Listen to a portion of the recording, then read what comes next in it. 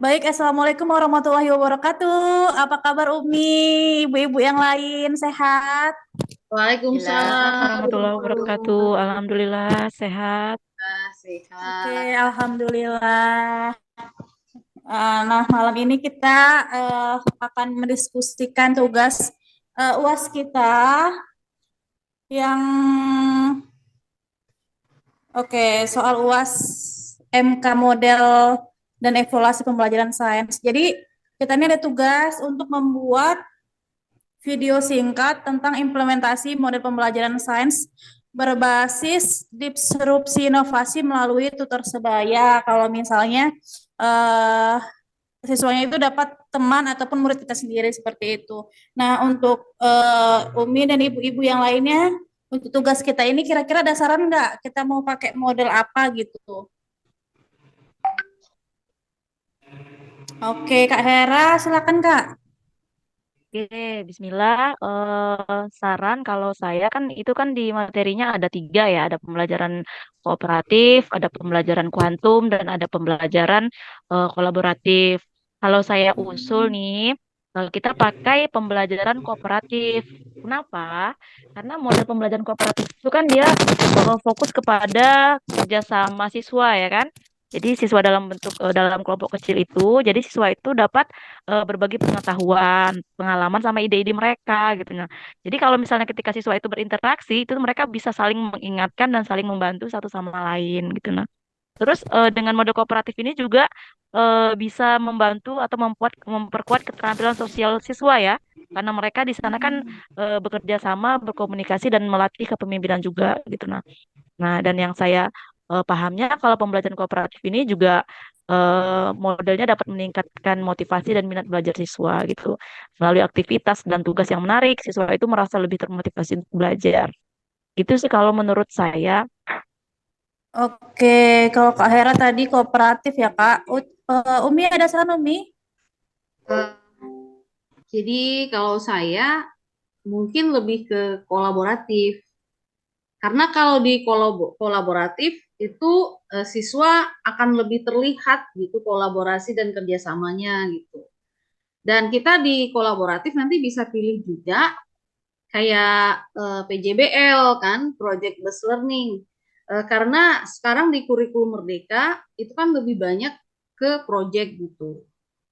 Kalau menurut saya sih kita pilihnya yang kolaboratif.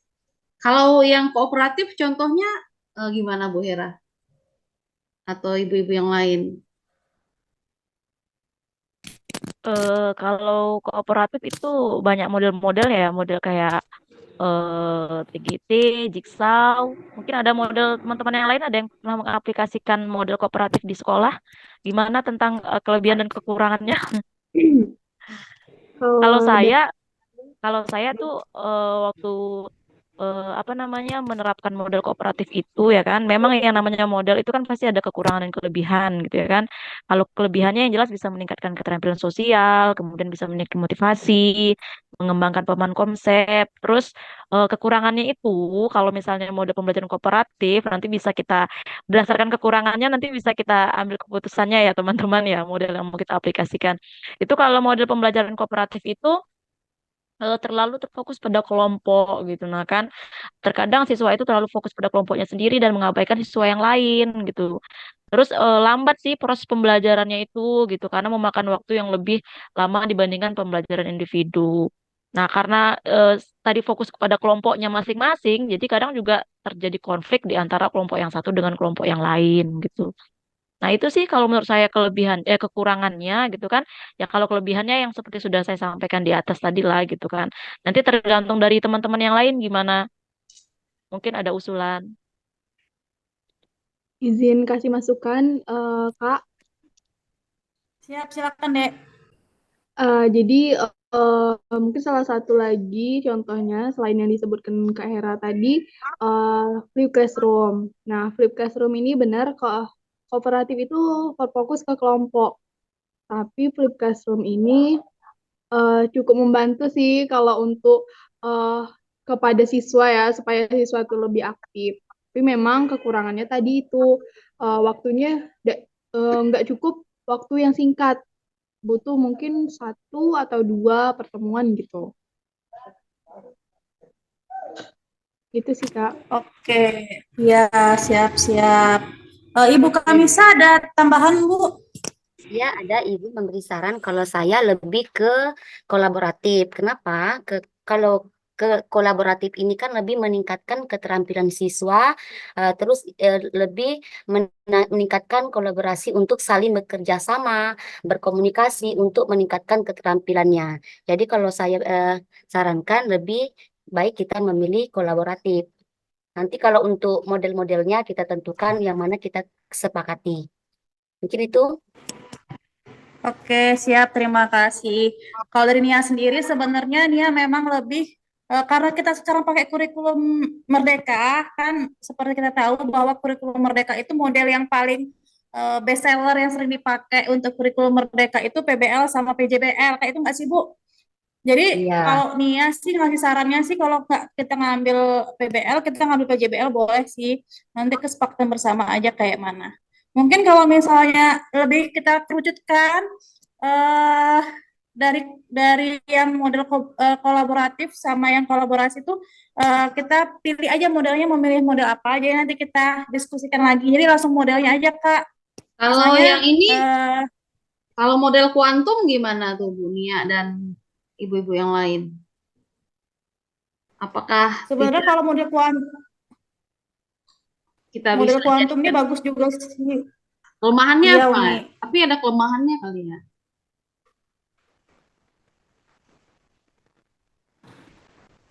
Karena kalau Kelemahan. Kalau model kuantum sih bagus juga sebenarnya, tapi kalau untuk model kuantum ini agak sulit dipahami.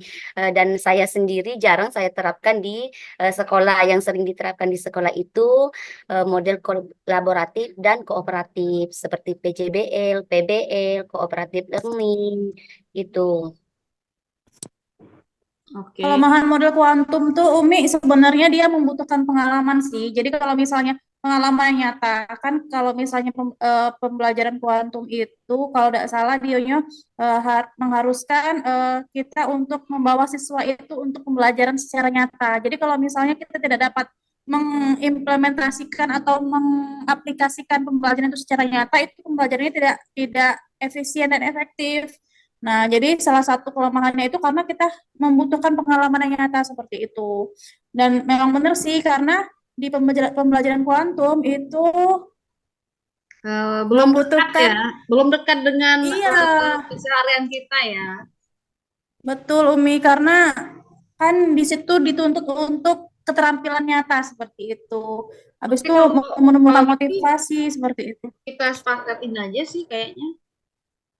Kalau saya kolaboratif, Yang lain gimana? Saya juga Umi kolaboratif. Iya, karena kalau saya ya Bu Nia dan teman-teman semua, karena kooperatif dan kolaboratif ini kan sebenarnya hampir mirip ya. Cuma kalau kolaboratif itu lebih kepada kalau setelah di cross check lagi terkait kelebihan pembelajaran kolaboratif kan itu mereka berkolaborasi, saling bekerja sama, jadi tidak ada saling sikut menyikut dan anak-anak tuh memang benar-benar bisa saling tolong menolong di antara peserta dalam satu kelompok itu.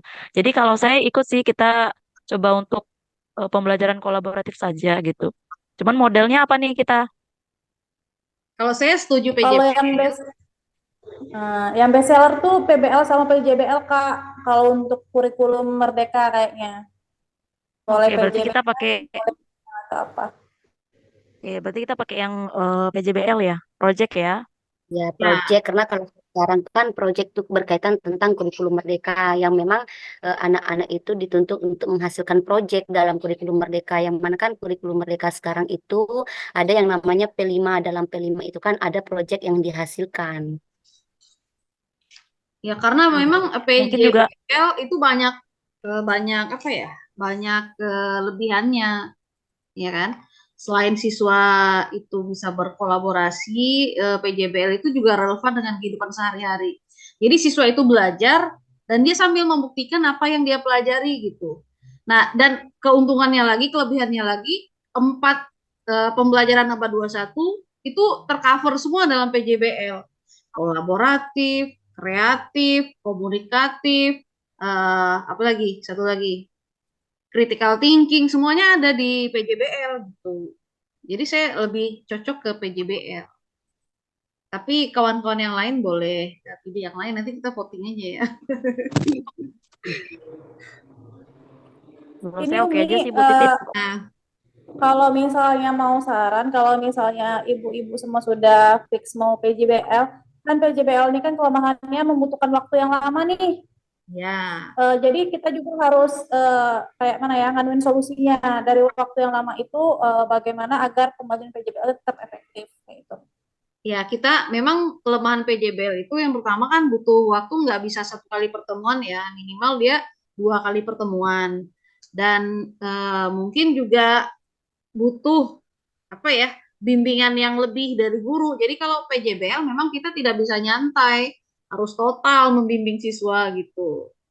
Tapi itu tantangan asik sih kalau dilaksanakan di lapangan. Oke, jadi sepakat PJBL ya semuanya ya. Sepakat. Oke. Setuju sih, Kak. Oke, sepakat Ya. ya.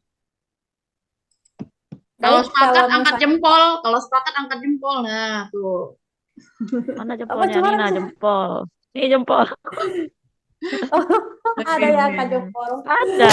Itu nanti kan belum angkat jempol tuh nah sama Bu Kamisa. Ntar cari jempolnya mana? Dapet pos lari-lari.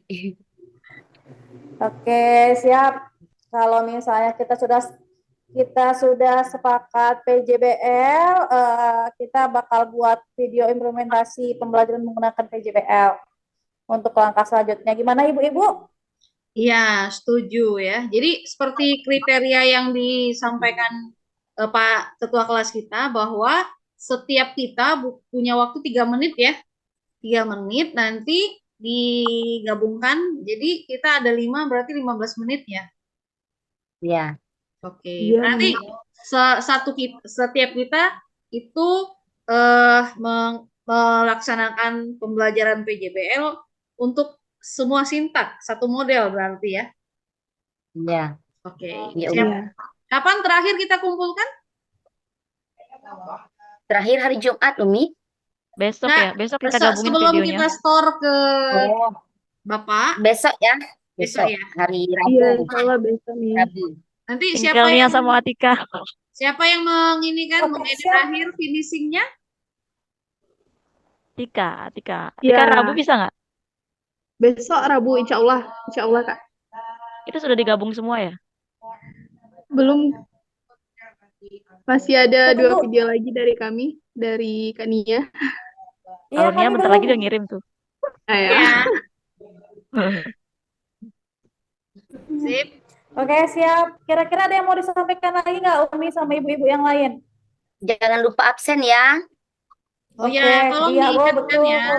Nah, nanti kan gini, Oh itu Iya. kalau nggak salah dengar kata Mas Samsul nanti kita upload ke YouTube, lalu linknya ditempelkan ke blog. Nah, kita pakai blog siapa? Karena yang dikumpulkan cuma satu link blog dari kita gitu. Karena Nia moderator blognya Bu blognya Titin aja aja. lah ya. Blog Nia aja. Kalau kami bermasalah sama Bu Oh, Titin. ya, kalau blog saya itu bukan blog besarnya gitu, blog yang kemarin awal. Kami ngumpulin linknya, bukan link blognya, link postingan kemarin itu. Jadi harus klik panah ke belakang dulu. Ini aja Umi, kita tetap upload di blog kita masing-masing. Kalau misalnya, jadi setiap hari tetap upload di blog. Jadi dari videonya tetap diupload, habis itu nanti deskripsinya juga diupload. Nah nanti siapapun nanti yang terpilih link blognya kan sama aja tuh. Yang penting kita udah standby semuanya sudah ada di blog masing-masing deh. Oke. Oke, ibu-ibu yang lain ada yang mau ditambahkan lagi? Kalau tidak kita cukupkan sekian. Saya rasa cukup Bu Nia dan Cukup teman-teman. Kak Nia. Oke, Terima kasih ya. alhamdulillah. Terima kasih. Semoga kita selalu sehat dan diberikan kelancaran Amin. dalam mengerjakan tugas ini. Amin. Oke, Amin. ibu-ibu semua, sampai jumpa lagi di lain kesempatan. Kurang lebihnya kami mohon Sampai maaf. Bila jumpa. hidayah. Assalamualaikum warahmatullahi wabarakatuh. Waalaikumsalam Waalaikumsalam warahmatullahi warahmatullahi wabarakatuh. wabarakatuh. Selamat istirahat. Ya, selamat istirahat. warahmatullahi